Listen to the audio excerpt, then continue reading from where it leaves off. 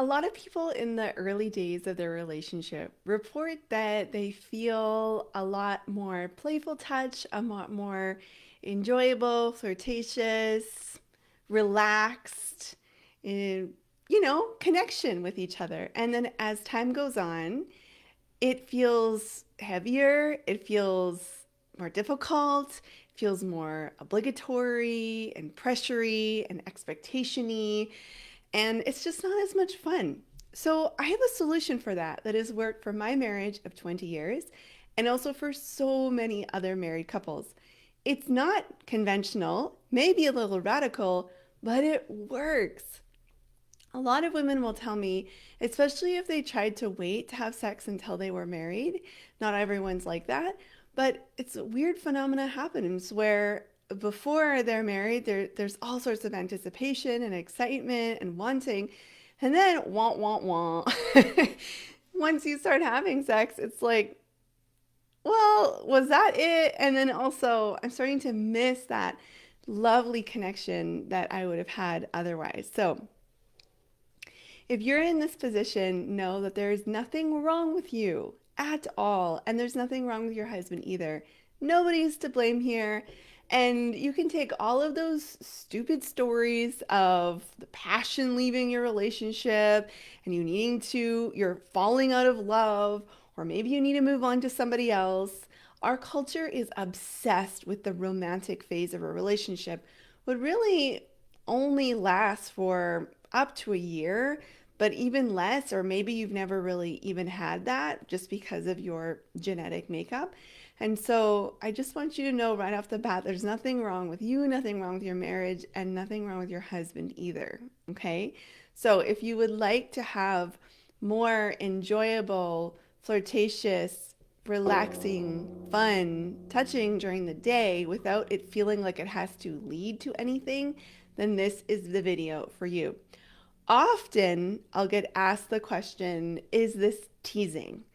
Because if my husband gets aroused, for example, aren't I supposed to carry it through? No, you are not. You have no obligation to do anything like that.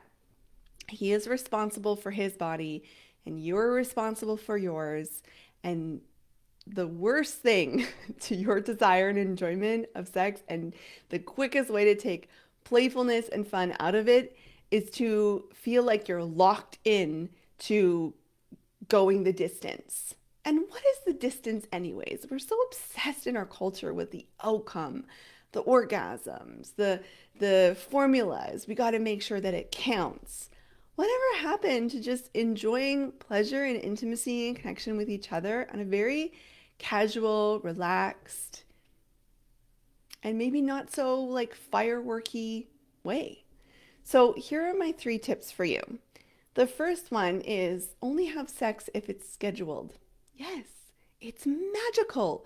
Remember when I said if you had tried not to have sex before you were married? Again, that's not everybody's decision, but there is a reason why you felt more aroused and excited and wanted to have this playful, fun energy together. It's because the expectation for it to lead into intercourse wasn't there. You had this safety, you had this opportunity to be playful and relaxed, and that's what was happening. No other magic. It's not because your hormones are out of whack, or that you're in a passionless marriage, or that there's something wrong with you, or maybe after you had children, something just intrinsically changed. No, it's just the simple fact that there wasn't that pressure and there was that container of fun, playful energy.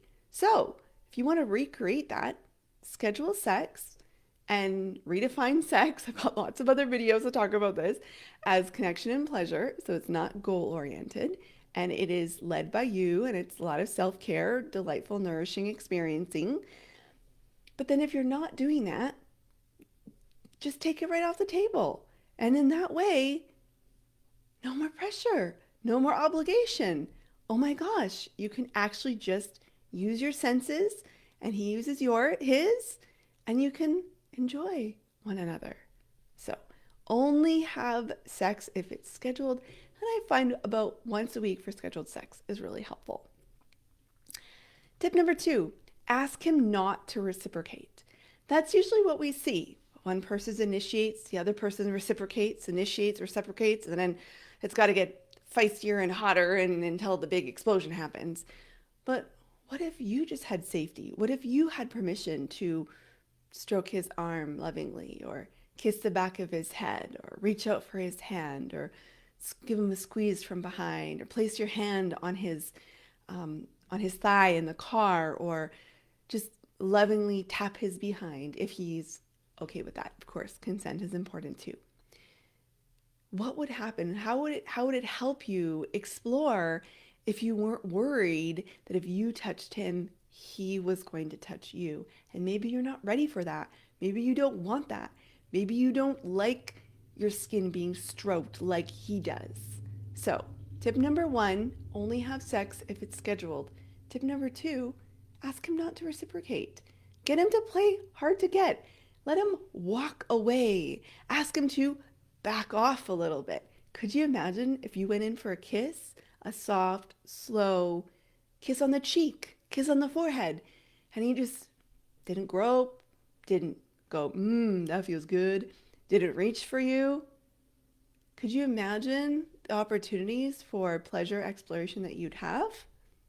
It's wonderful. Tip number 3 is start really small.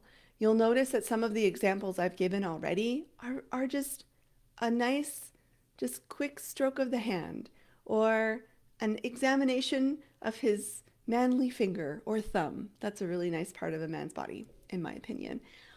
Or holding his kneecap, or putting your foot next to his on the couch, or maybe just putting your cheek next to his, or smelling his hair, or stroking his calf hair. So many opportunities for small, simple, pleasurable connection when you take all of the pressure and obligation off. Now, I know I'm saying this in a very simple 3-step process. I want to acknowledge that there are a lot of cultural messages at play here that may make it hard for you as a woman to create those boundaries, to make those requests. And also, on the other hand, there's a lot of cultural conditioning for your husband for him to push things, to ask for more, to try to bring you in, to not let you go. Oh my gosh, she's here. She never touches me. Don't leave me. So just know that, yes, I am saying these 3 steps here. Know that they can be challenging, but I know that if you put them into practice in your relationship, you will have so much more enjoyable touch together. And just as a reminder, this is not teasing. This is intimacy. This is connection. And you are not obligated to take it anywhere. His body, his ownership. Your body, your ownership. Yes, even when you're married, for 20 years like I am. I hope that those tips have been helpful. I just want all couples to just have fun, relaxing, nourishing, enjoyable experiences together, not just in the context of the sexual experience, but all the time, because isn't that the wonderful aspects of life is pleasure and enjoyment?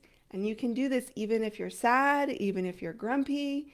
A nice hand holding, or leaning your head on his shoulder, or just burying your head in his chest and smelling his pheromones. It really makes life a lot easier, not just for your relationship, but for you as a woman as well. So I hope that those helped you.